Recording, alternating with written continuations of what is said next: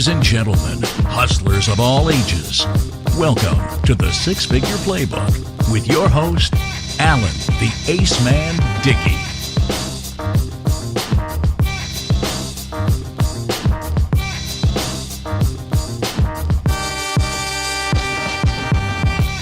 Welcome, everybody. Welcome back to another episode of the Six Figure Playbook. I'm your host, Alan, the Ace Man Dickie. And we got a great episode here today. A lot of amazing things that I want to share with you. And you know, with the Six Figure Playbook, a lot of what this is giving me an opportunity to share, a lot of the constant thoughts, ideas, principles, and concepts that are on my mind. The goal being is we want to continue to deliver value that is going to help assist all of you become ridiculously strong six-figure performers, ridiculously strong and consistent six-figure performers, because that is also very important. Consistency is huge. One of the areas that you must remain consistent in that we're going to explore and talk about today is in you. You see, there's a fundamental principle I always share with people, and I think I know far too often it doesn't get the respect it deserves, and I can tell when I circle back and see the same individuals I shared the principle with. And the principle is very simple. Perception is reality. This is one of the most important lessons when becoming successful that must be understood and must be applied. And, when I talk about perception being reality, I always have everyone nod in agreement with me. They're all like, yeah, man, okay, we get it. It makes sense. But yet it's the same individuals I see a week later who have not changed. Now, when I say perception's reality, what am I talking about? Well, allow me to explain a bit here.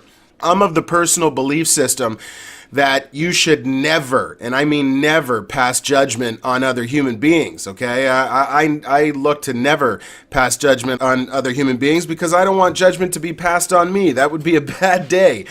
But the fact of the matter is none of us are perfect in this thing called life, and it is imperative that you never pass judgment on other people. Now, with that being said, here is a fact that none of us can escape from, and that fact is human beings do pass judgment on other human beings. There's no ifs, ands, or buts about it. And so I'll give you an example. One of the things I do in the automotive space is I build sales teams for dealerships, like from scratch. Sometimes I have dealers call me up and they're like, we're ready to drop a grenade on our sales floor. And in other cases, I have amazing organizations that just need, one or two new additions to the team. Nevertheless, this is an aspect of my business that I provide or I serve the automotive space with, and that is the sourcing and identifying of talent to our industry. Going back, I guess, 7 years ago, since then I've injected upwards of 300 automotive sales professionals into our amazing industry, and some of those stories are absolutely phenomenal that we'll have a chance to meet as this podcast continues, because I'm definitely going to reach out and bring some of them on as guests. But the point is, I always explain to them, perception is reality, and that you should never pass judgment on other people. Now, when I'm sitting in a room of potential sales candidates that are going to be joining our team, I share this principle with them and I say, guys, girls, we should never be passing judgment on other human beings. Now, when I say this, everybody in the room nods in agreement with me. And then it turns quiet when I look to all of them and say, but all of you are guilty of this simply 5 minutes ago before we got started in here. All of you, when you were out in that waiting area waiting to meet with me, you were looking at each other and you were sizing each other up. You were passing judgment on one another. When I do these interview sessions, I get a lot of interesting characters show up. I have some people that look like they could be the president of the United States, like they could run the world. I also have other people that show up for the exact same interview, the exact same opportunity, looking like they're there to landscape my lawn. And so when I accuse them of passing judgment on one another, I'm basically stating that, the guy in the suit is looking at the guy who wore jeans and he's saying, well, I got a leg up on that guy because he didn't even know how to dress properly for the occasion, etc., etc. And it's imperative that you understand that perception is reality and that human beings do pass judgment on other human beings. You see, when you are striving to become six-figure performers, you're not there yet for a reason. And it's a series of little fundamentals that you must understand, you must fully grasp, and then put them all together, because when they work all together, six-figure performances are actually quite easy to attain. But one of them is simply showing up to your place of work, your place of business, understanding that perception is reality, understanding that human beings, whether they're conscious of it or not, will be passing judgment on you, and then using this as an advantage, preparing for it and dressing properly accordingly so that the judgment that is inevitably going to be passed is passed in favor of you and not against you. You have to look the part. You have to allow the perception of yourself to be converted into a positive result in their minds. You have to allow a complete stranger to look at you knowing that they're going to be passing judgment on you and look a certain way so that they will conclude, yeah, that guy's a six-figure performer. Yeah, that guy's going to be here 3 months from now after I buy my vehicle and I'm back for an oil change. Okay? Because these things will instill confidence in the ones that you're dealing with. When you think about this principle that perception is reality, I ask you to think about a very popular movie from the late 90s, early 2000s, and I'm talking about The Matrix. Okay? You remember The Matrix? What did the bad guys look like in The Matrix? Think about that for a second. What did the bad guys look like? I'll tell you what they looked like. They looked like a bunch of guys in three-piece suits with Ray-Bans on. The point is, you knew who they were. Now, I'm going to ask you to look around your dealership, look around your office, look around your place of business, and ask yourself, if a stranger was to walk in there, if a stranger was to walk on that showroom floor, and they looked around at you and all of your other team members, who would they identify as the automotive sales professional that is going to be the top of their field, completely polished and on point with their process, respectful of my time, sell and deliver me a unit, a vehicle, and look after me for the entire ownership experience? What judgment is an individual going to pass, and who is he going to pick in your environment, or who is she going to pick? If you're in sales, you should dress like you're in management. If you're in management, you should dress like you're the owner. And if you're the owner, you should be on a golf course because you've got an effective and efficient team running the shop for you. I mean, in essence, that's why we go through all this hard work, isn't it? But understanding perception is reality is imperative to your success in your lives and in your careers. You know, one of the things I remember when I started my business, you know, as far as my reputation in the automotive space, it was strong. You know, those that knew me knew I was really good at what I did, which was great. But the problem is, when I went to the rest of the market as AlanDickie.com, there was a lot of people who did not know me before. So knowing that perception is reality, knowing that I'm somebody who's going to be approaching businesses, dealerships, and stating to them that I'm the one who can show them how to produce more opportunities, capture more opportunities, etc., I had to look the part. I always made sure that my shoes were shined. I made sure clothes were pressed. My ties were done up really tight. The end of my tie rested at my belt buckle. I mean, guys, girls, there's fashion fundamentals, and if you're not fully in tune with what they are, you could simply jump onto YouTube and find a video that could take you to school on all these things. And perhaps we'll do that on another episode. But I made sure that I was looking like $1 million at all times, because I knew that while I was delivering a message, I knew my audience would be consuming some of that message, but then also that message would be interrupted by their minds calculating who I was and if I was capable of backing up everything I'm talking about.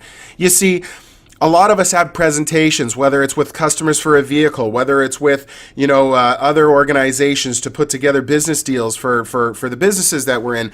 And what we need to understand is that, it's impossible to sit down and take the ear of a potential client for an hour straight and have them digest simply your message that's coming out of your mouth. It's human nature that people's attention, are going to waver. They're going to come in and out of that conversation you're having from time to time. And a lot of times it will be to notice things about you. They could look at your dress and be like, wow, this Alan Dickie guy, he's really put together. He obviously understands how to be successful. So a lot of that stuff coming out of his mouth, he must be able to back up. I'm telling you, this happens all the time. Conversely, I'm guilty of it as well. If I'm doing an interview and you've been invited out to be considered for an opportunity with one of the organizations I represent, when you show up looking like you're there to landscape my lawn, you've shot yourself in the foot big time with me.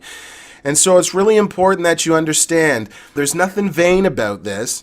This is just about being a professional. When you are, blowing up, you've got a referral base that's so strong, you're selling 300 cars a year, or your business is blown up to the point that you don't pick up telephones to find new clients because you barely have enough energy, time, and team members to support the immense business you're already driving to you.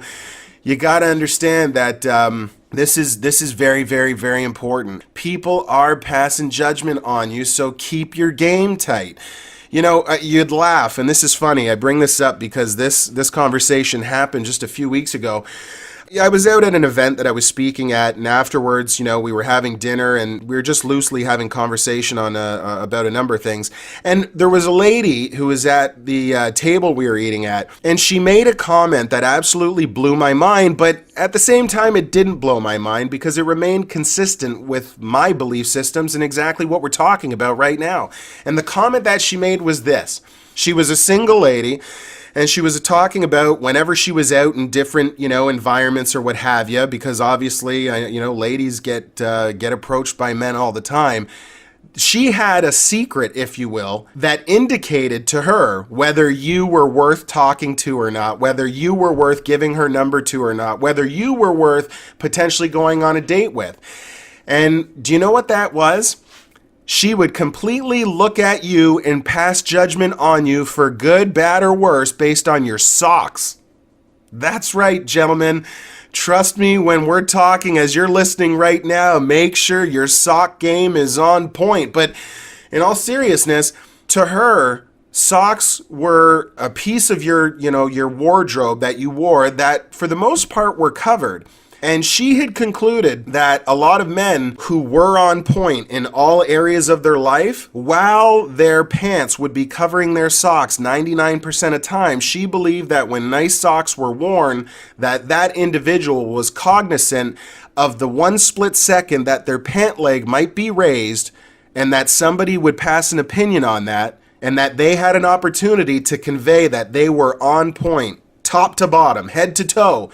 And that's the way she sort of perceived that.